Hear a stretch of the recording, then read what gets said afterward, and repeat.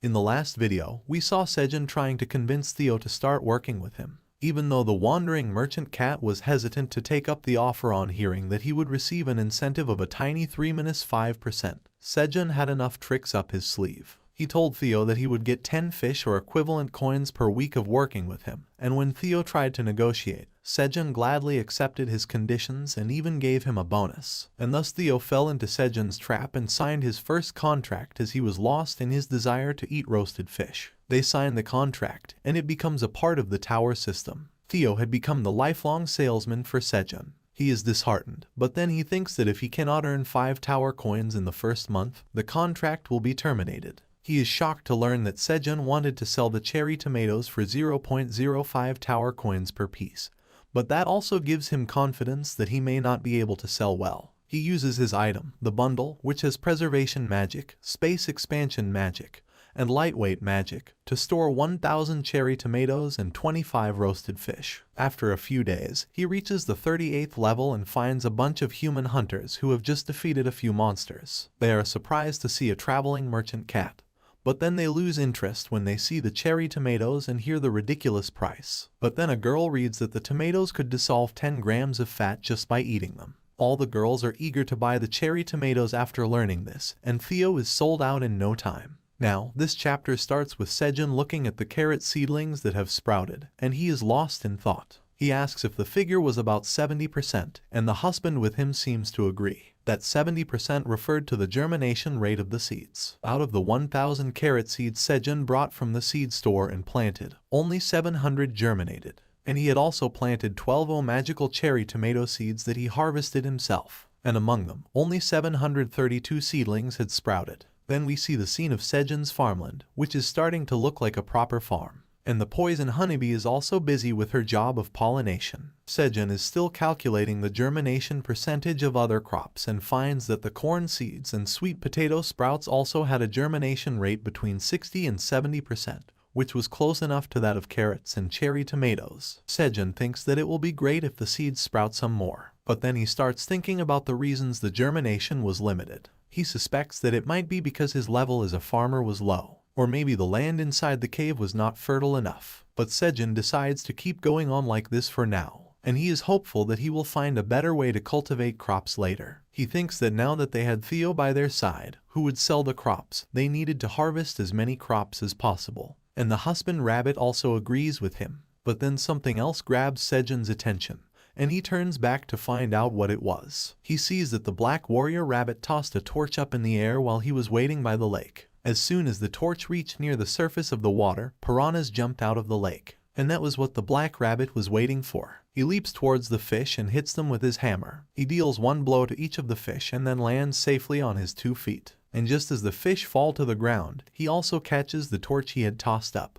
Everyone was watching him heroically catch fish. Sejun compliments the black rabbit that he has gotten really skilled at hunting. And then he notices that the rabbit's body is shining. That meant that the black rabbit was leveling up. Sejun congratulates him as he says that this is the first time he has seen this. He had seen the white farming rabbits level up quite often while farming, but seeing a black rabbit level up was rare. He pats the rabbit's head and tells him that he is gradually becoming a true hunter, and the rabbit is also glad. He shows off before his siblings, who clap for him. As the rabbits are playing, Sejun suggests that they should take a break now, and during that break, they should drink coffee. Sejun appears very happy as he holds the tumbler he got from Theo, and as he opens it, it becomes clear that he was not mistaken about drinking coffee. Inside the tumbler are many sachets of coffee, and Sejun is happy to see them. He thinks that Theo and Squirrel, the goblin who scammed him, both omitted something really important. They had not even opened the tumbler. If Theo had opened this and tried to sell coffee to him, Sejun would have spent all his money just to buy it.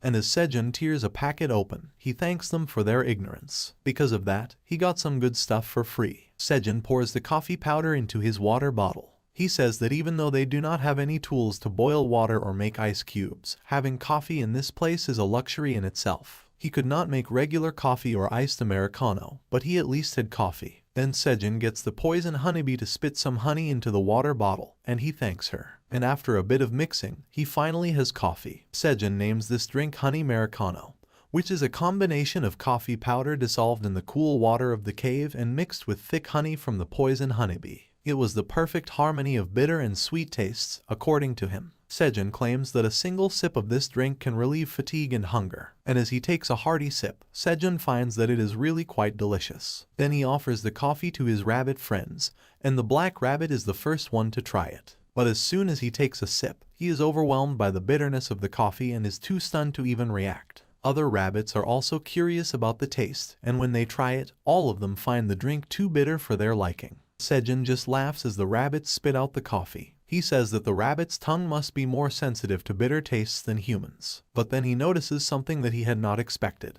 He sees the honeybee flying towards a hive inside the cave. Sejun calls her, and the bee excitedly shows him her hive. Sejun asks her if that was really a beehive, and the realization hits him a moment later that the poison honeybee is finally moving here with them. He asks her, and she affirms. Sejun and the rabbits are glad to hear this news. Sejun says that it was saddening whenever she had to go back to her home every night, and now he finally feels that they are a family. And on this joyous occasion, Sejun wants to throw a party. But then suddenly, he gets a message from the tower manager. It is a quest, and the manager has requested that Sejun give him 10 magical cherry tomatoes. There is no reward for completing this quest, but the penalty for refusing is disappointment. Sejun is shocked to see a new type of quest, and then he thinks that because he kept on postponing the quests, the tower manager must have realized something after seeing his deal with Theo. Sejun snickers as he thinks that the tower manager is not threatening to kill him anymore. Rather, it was asking him in a manner that was pitiful, and Sejun feels some sort of pity for the manager. He decides to give some of his tomatoes to fulfill the quest. He offers the tomatoes, and the tower master accepts them. It also thanks Sejun for his kindness, and Sejun is surprised. He smugly says that it was satisfying to see the manager thank him. But then he suddenly realizes something. He acted like a pushover just now. Sejun is dejected upon realizing this, and he does not notice that the husband rabbit was sipping coffee calmly behind him. On another floor of the tower, we see a building. A goblin places a drink on the table, and then we see that he is Squirrel, the one who scammed Theo. Squirrel is angry that the pushover cat has not returned yet, and his friend asked him if he was talking about Theo, who bought his items the last time. His other friend says that Squirrel was quite smart to sell the trashy items by deceiving the cat, and he also wants to learn some tricks like this. He then asks Squirrel why he was looking for Theo. Squirrel begins to explain his reasons. He says that the cat spent all his money to buy items from him, and he is worried that the cat has not yet returned, even after much time has passed. By now, he should be back to complain that he could not sell the items. His friend asks him if he is really worried, and what would he do if the cat really returned. Squirrel says that since he was such a good guy,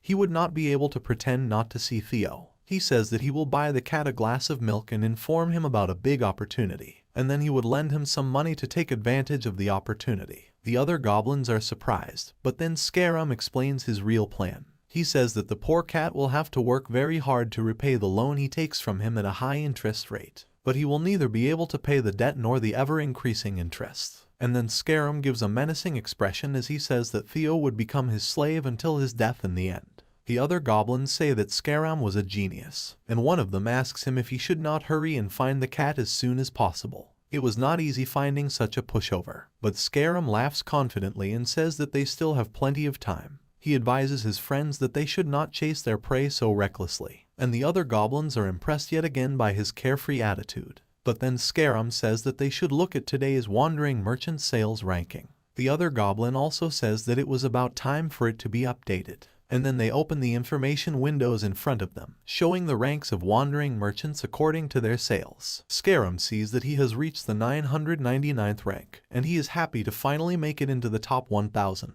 His friends are amazed to see him in the top 1000, as they are not even ranked yet. Squirrel laughs inside, thinking that it was worth selling those things to the pushover cat. And then he starts to scroll through the list to see the names of the people he has to beat next. But a shocking discovery is waiting for him there. Squirrel exclaims, "How could this happen?" as he sees Theo's name on the list. He was at the 982nd position in the list after selling goods worth 50 tower coins in the past day. The other two goblins start murmuring that it was the cat that Squirrel scammed, and Squirrel is trembling in anger. He slams his fist into the table and loudly says that Theo couldn't have sold those items for such a high price, and he is now curious about what the cat was doing. Meanwhile, Theo has returned to the cave, and he declares his return. Sejun is shocked to see him and asks where he has been. Theo flinches as Sejun moves towards him, and he apologizes. He says that he will not go out to play on the other floors even if he sells out. He promises to return right away the next time. But it turns out that Sejun knew nothing about this. He is confused and asks Theo what he meant. For how long was he out playing? And Theo tells him that he was playing for 4 days. Sejun said that last time, Theo said that it would take him 10 days for a round trip to the 30th floor. Yet he had time to play for 4 days even after selling out. Theo nervously apologizes, but Sejun is surprised by something else. He had thought that it would take a few days to sell everything.